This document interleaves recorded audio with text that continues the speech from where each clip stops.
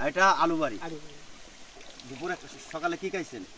কি খাইব স্যার, এখন চাল ভাজা চাপানি।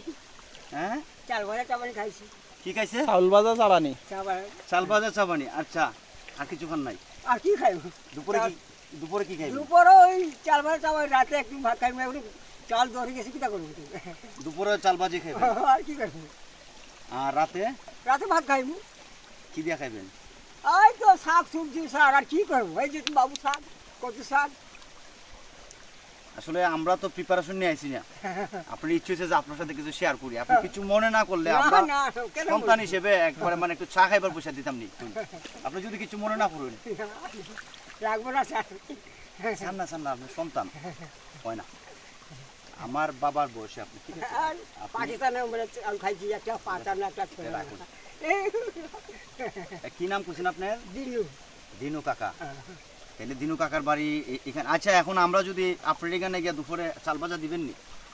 কইলা কি ভাজিয়া দিলাই মু বাজে দিলাই। চামচ আছে আমার কাকা গো, আমার কাকার কি সাহস দেখছেন? হ্যাঁ বাজে দিলাইবেন। যাক, ধন্যবাদ, আমরা পাইয়া গেছি।